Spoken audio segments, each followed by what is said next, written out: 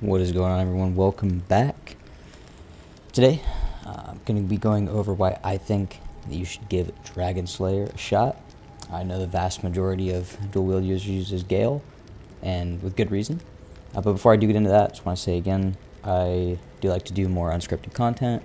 So because of that, it may get a little long-winded, but I will again always be sure to put the timestamps below and give everything its just kind of note everything accordingly and give those chapters. So if you want to skip ahead, by all means. If you want to hear me yap about Dragon Slayer before the fight, you can do that too. So let's get into it.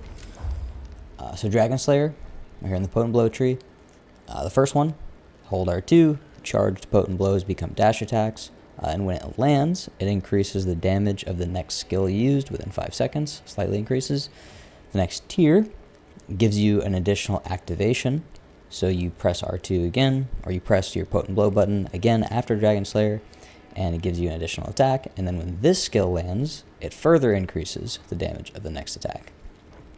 Then lastly, you have Dragon Slayer Chain, which you give it its third activation, so you press your potent blow button again, and it gives a jump attack, so you leap into the air, and then when you are up in the air, you come down with a downward attack, which then landing this skill significantly increases the damage of the next skill used within 5 seconds. So a couple things to note here. This, that downward attacks you just saw in the animation on the screen, and you hover over the skill, that is what gives you the buff, okay? So if you press your potent blow button again, you will activate Massive Blow, which is like a potent blow finisher, right? When the buff starts. If you use this skill after you come back down to earth, you will consume that damage buff.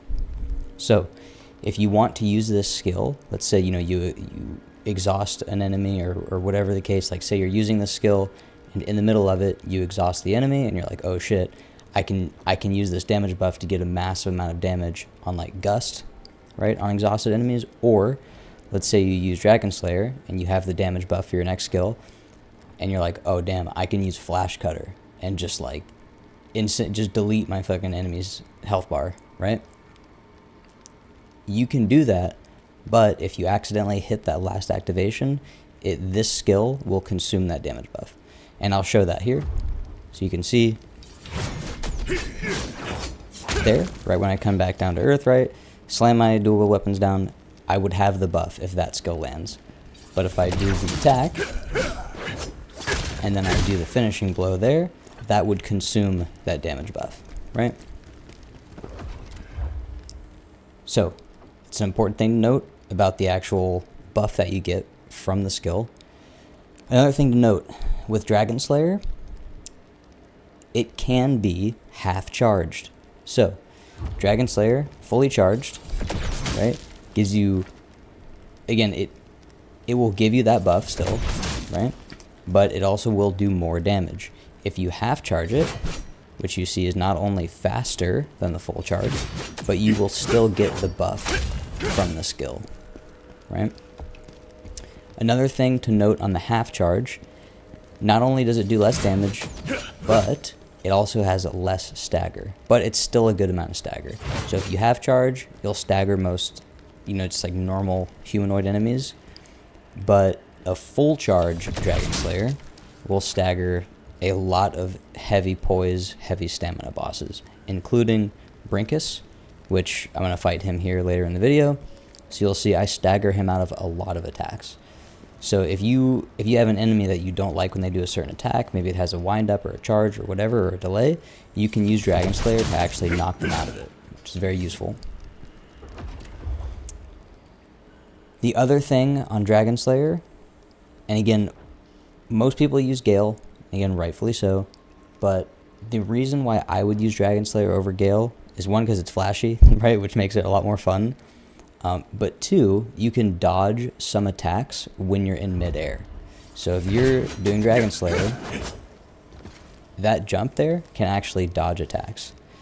In which, I know it's a lot to go into, but when you're doing Dragon Slayer, you can delay the next activation.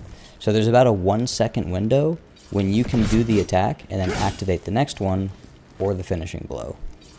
So you can do attack, finishing blow, or if you want to keep the attack going, you can do that too.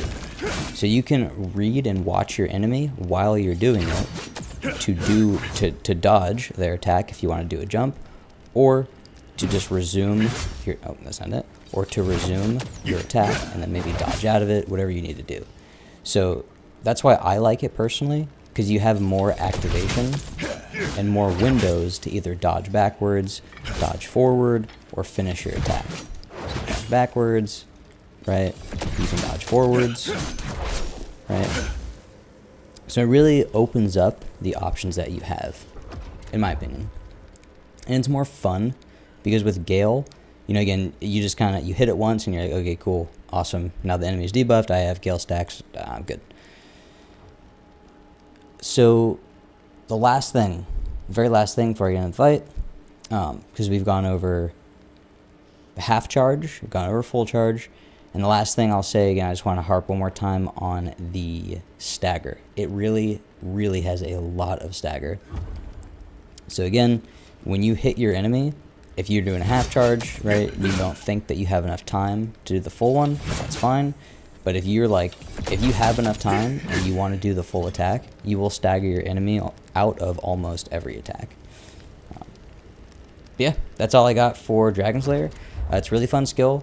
And again, if you're using like Furious Bandit, it's going to also give you the fire attributes, right? Or any type of charged attribute. It counts as a charged attack, and it's really, really fun. Again, it's flashy too, so really fun attack. Give it a shot. I know, again, Gale is the safe bet, and really, again, Gale's really good. But if you want to have some more fun and kind of vary your playstyle a little bit, have some additional combos, give it a shot. Cool. That's all I got. I hope you guys enjoy the fight. Thanks again.